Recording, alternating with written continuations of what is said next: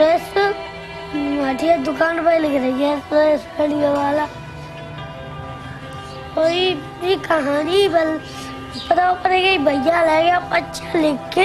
Presente em várias tradições filosóficas e religiosas, a reencarnação é um conceito que postula que a essência não física de um ser vivo inicia uma nova vida em um corpo diferente após a morte biológica. Toran Tito Singh é um dos casos mais intrigantes sobre reencarnação na história moderna. O caso é um dos 10 realizados pela pesquisadora de reencarnação Antonia Mills, como parte de sua replicação da metodologia de Ian Stevenson. E você vai se surpreender com essa história, nas sombras do mistério.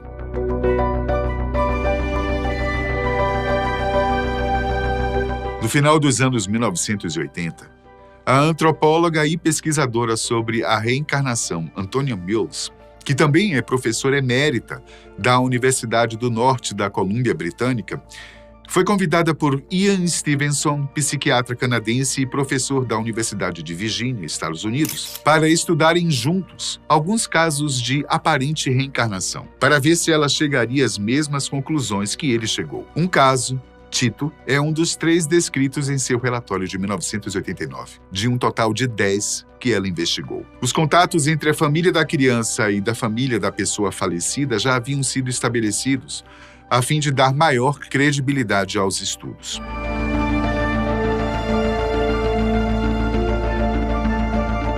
Toran Singh, também conhecido pelo apelido Tito, nasceu na vila de Bad, cerca de 13 quilômetros da cidade de Agra, na província de Uttar Pradesh, noroeste da Índia. Ele era o mais novo de 6 filhos do casal Mahaver Singh e Shanti Devi, e ele mesmo disse aos pesquisadores ter nascido em 11 de setembro de 1982. Porém, a data é contestada pelo pai, que diz que foi em 10 de dezembro de 1983. Família humilde, os pais trabalhavam muito para dar educação e alimento aos filhos. De acordo com sua mãe, Tito começou a falar aos 18 meses de idade. Aos 2 anos e meio, segundo o pai, o garotinho começou a falar sobre algumas pessoas, inclusive citando nomes, dizendo que eram de sua outra família.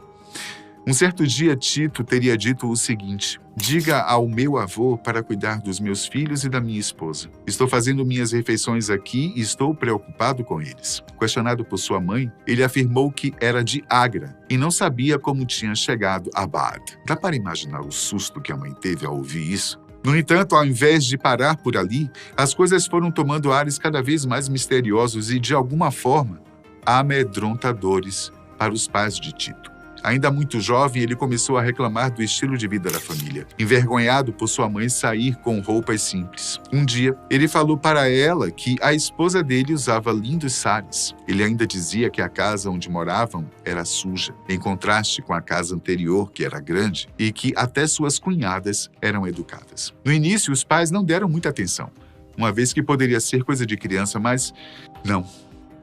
Algo ali estava muito fora do normal, mesmo porque as coisas que Tito falava iam ganhando um certo grau de veracidade. Quando viajaram, ele reclamava de ter que ir a pé ou de ônibus, dizendo que costumava ir de carro a todos os lugares. Ao comparecer a um casamento em Agra, ele disse: eu tenho uma loja no Sadar Bazar. Conforme Tito foi crescendo, ele começou a chorar quase todos os dias, dizendo que queria ir para casa para ver seu irmão, Raja Babu, e sua irmã, Sushila, e chamando seus pais de Gulu, sendo que Gulu seria sua outra irmã.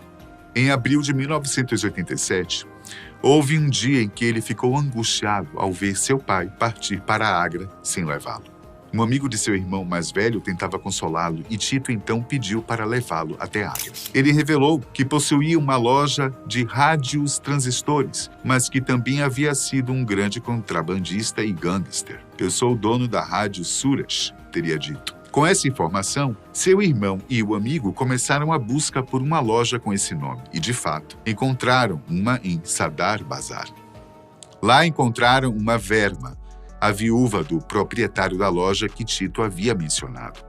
Ela confirmou que Suresh Verma, o dono da loja e um conhecido contrabandista do mercado negro, tinha sido assassinado aos 30 anos, em 28 de agosto de 1983. Até então, as duas famílias nunca haviam se encontrado. Uma Verma ficou impressionada com o que o irmão de Tito lhe disse a respeito do garoto, e ela então decidiu que iria visitá-los em Baad. E isso aconteceu. Alguns membros da família de Suresh foram até Baad, e quando Tito viu aquelas pessoas se aproximando, ele se mostrou muito animado. Ele reconheceu a viúva de Suresh, os pais e 2 dos 3 irmãos de Suresh que estavam presentes, e começou a fazer declarações sobre a vida e as circunstâncias de Suresh. Entre outras coisas, ele nomeou os 2 filhos de Suresh, descreveu uma viagem que fez com Uma e as crianças, descreveu a casa de Suresh e detalhes únicos sobre ela. Lembrou que seu carro era branco e descreveu como Suresh, que seria ele mesmo, morreu. Todas as declarações provaram ser precisas com relação à vida e às circunstâncias de Suresh. É evidente que isso deixou todo mundo bastante perplexo e, ao invés de respostas, surgiam mais perguntas sobre como aquilo poderia estar acontecendo.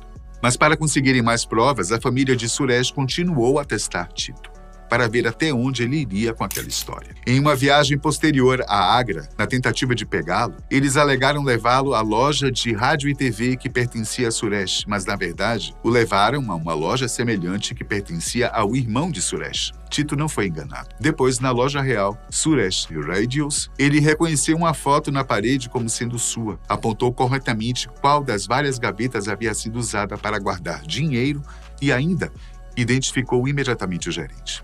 Uma coisa o deixou confuso na loja, uma vitrine, já que ela havia sido instalada após a morte de Suresh. Quando foi levado para a casa dos pais de Suresh, Tito disse a eles: "Estou apenas de passagem com essas pessoas que não têm TV, carro ou vídeo, e vou fugir para ficar com vocês." Quando seu pai tentou levá-lo de volta para casa, Tito resistiu tanto que acabou rasgando a camisa do pai e só se acalmou com a promessa de uma visita do pai de Suresh. Durante essa visita, ele fez várias outras declarações e reconhecimentos precisos, incluindo a identificação dos filhos de Suresh e detalhes sobre a antiga casa dele.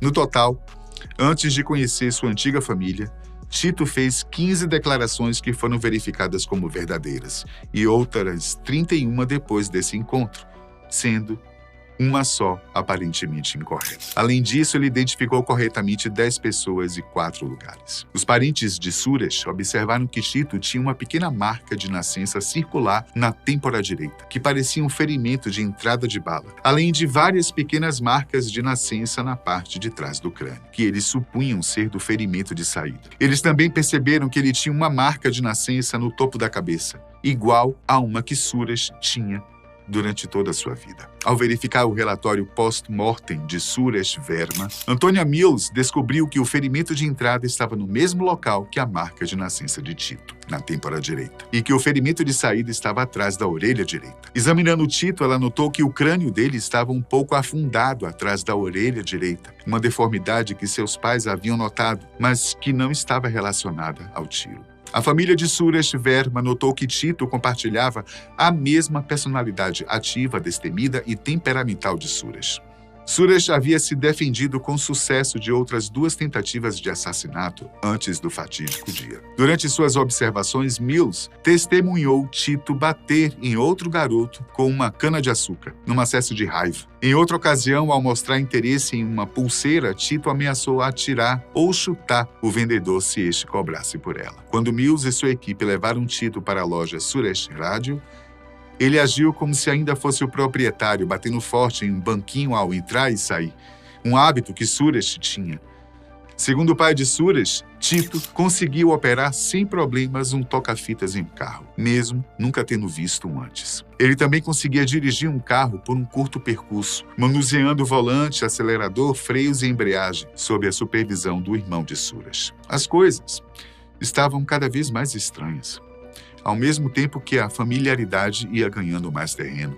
Em um pequeno documentário sobre o caso, até mesmo Uma Verma, a viúva, já estava acreditando que Tito, de alguma forma, tinha alguma ligação com seu falecido marido. E chegou a afirmar em certo ponto que o garoto poderia sim ser seu marido reencarnado. Houve uma ocasião, já nos primeiros encontros, em que uma reuniu cerca de 20 crianças em uma sala, incluindo seus 2 filhos, e pediu a Tito que apontasse quem eram elas. O garoto de 4 ou 5 anos acertou sem pensar 2 vezes. Depois ela teria feito perguntas cujas respostas ninguém mais poderia saber, a não ser ela, agora viúva.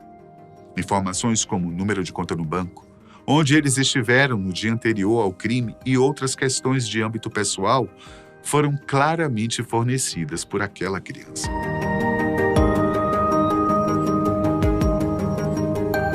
Um caso de reencarnação, de substituição ou caso de data anômala é tipicamente definido como aquele em que uma pessoa se lembra da vida de alguém que morreu depois que ela nasceu ou foi concebida. A substituição pós-natal é aquela em que a morte ocorre após o nascimento do sujeito. Na substituição pré-natal, a morte ocorre entre a concepção e o nascimento.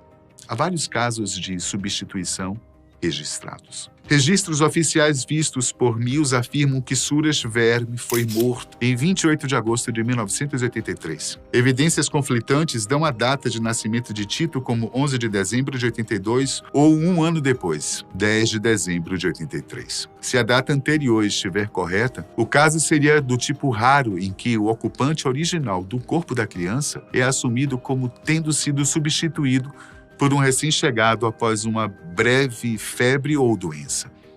Assim sendo, Tito teria 8 meses de idade. Na terminologia hindu, isso é chamado prakaya pravesh, a entrada de um espírito em alguém ainda vivo. Se a data de nascimento posterior estiver correta, a substituição teria ocorrido perto do início do 3º trimestre da gravidez, tornando esse caso o único documentado desse tipo. Mills observa que as famílias de Suresh e Tito, bem como a mídia indiana, consideram o caso uma simples reencarnação em vez de prakaya pravesh, pois desconhecem as datas anômalas de morte e nascimento. A incerteza sobre a data de nascimento acrescenta complexidade à interpretação das marcas de nascença. Mills aponta que a entrada do espírito de Suresh em Tito, em sua infância, não explicaria a existência, desde o nascimento, da marca de nascença que lembra o ferimento de entrada da bala fatal, a menos que por algum tipo de pré-conhecimento complexo ou prenúncio do assassinato de Suresh e da entrada de Suresh em Tito ou coincidência casual. Para Mills, a presença das marcas de nascença desde o nascimento de Tito torna improvável que o espírito de Suresh tenha se manifestado nele após o nascimento. O pesquisador de reencarnação James Matlock concorda, destacando que, embora 3 marcas na cabeça de Tito coincidam com o ferimento de entrada, o ferimento de saída e a marca de nascença de Suresh, as 3 marcas na parte de trás da cabeça de Tito ainda permanecem sem explicação. Como uma interpretação alternativa, Matlock sugere que o espírito de Suresh pode ter expulsado outra alma do feto na pressa de voltar para se vingar de seu assassinato. Nesse caso, as 3 marcas na parte de trás da cabeça de Tito poderiam ser vestígios do ocupante anterior do feto. E isso também poderia explicar por que a mãe de Tito adoeceu durante o 3º trimestre, possivelmente reagindo à mudança repentina em seu útero. O caso de Tito foi popularizado na revista britânica Reincarnation International. Também foi destaque no programa de notícias da BBC TV 40 Minutes, em 1990. Mills soube que o caso também recebeu atenção da mídia na Índia, relatado em pelo menos 3 revistas. A viúva de Suresh, uma Verma, disse a Antonia Mills que uma produtora de filmes indiana estava considerando transformar o caso em um filme. O irmão mais novo de Suresh, chamado Mahesh, disse em sua entrevista que todo mundo conhecia seu irmão em Agra e sabia como ele morreu. E ainda questionou: como saber que aquele garoto não foi ensinado a dizer tudo aquilo? Enfim, Mahesh não ficou convencido de que Tito fosse Suresh renascido. Em um artigo publicado no India Today, em 31 de dezembro de 1988, uma Verma é citada dizendo: eu sei que é Suresh, mas percebo que nenhum propósito pode ser atendido. Não podemos ter o mesmo relacionamento novamente. Mais do que óbvio, né?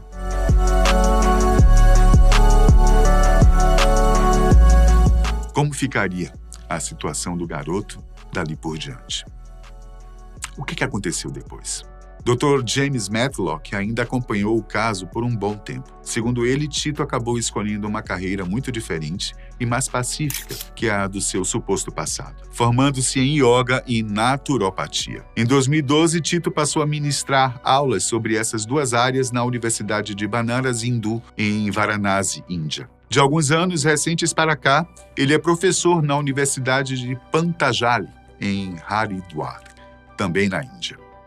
Em uma entrevista concedida em 2024 a um podcast hindu chamado Desi Crimes, Toran Tito Sain contou praticamente toda a história e como ela se desenrolou. Hoje ele vê tudo isso como um karma da vida dele e um karma ruim. No entanto, ele vê esse karma não como do passado, mas de sua vida presente, com o qual ele teve que aprender a conviver. Perguntado sobre como ocorreu o assassinato, Tito, que agora está com 41 anos de idade, disse lembrar-se de ter fechado a loja. E quando caminhava até o pátio de um estacionamento onde estava seu Fiat branco, 2 homens se aproximaram. Um deles o cumprimentou com um namastê e outro, sem dizer nada, atirou. Os relatos batem muito com o que a polícia apurou na época do crime. Hoje, Tito acredita que isso tenha ocorrido por motivo de vingança, uma vez que, já adulto, ele pesquisou sobre o crime e soube que havia alguma ligação entre os homens que procuraram Suresh e as coisas com as quais ele estava envolvido naquela época. Os criminosos foram capturados e presos, porém ficaram somente 8 meses detentos. Depois da liberdade, os mesmos homens foram bater na porta da família de Tito. Contudo, segundo ele próprio lembra, ao olhar para aqueles homens chegando em um jipe, os reconheceu imediatamente como sendo seu algozes na vida passada. Sem que os homens o vissem, ele correu para dentro de casa, pegou seu irmão mais novo e saíram correndo para se esconderem em outro lugar. Quando retornaram à casa, os homens não estavam mais lá. Essa foi a primeira e a última vez que ele os viu. Quanto à família de Suresh, os contatos foram desfeitos. À medida que ele cresceu, viu que a própria família não queria mais saber daquela história toda. Então, por decisão pessoal, Tito achou melhor manter distância. Ele sabe que, apesar dos pesares, a família de Suresh, a antiga família dele, também viveria mais feliz, longe do caso que começou a partir dele mesmo. Quanto aos profissionais que acompanharam o caso, alguns acham que se a reencarnação não fosse a explicação para o que Tito viveu, sem dúvida alguma, ele passou por alguma experiência paranormal. E você? O que é que você acha? Acredita na reencarnação? Fala aí pra gente. Até a próxima.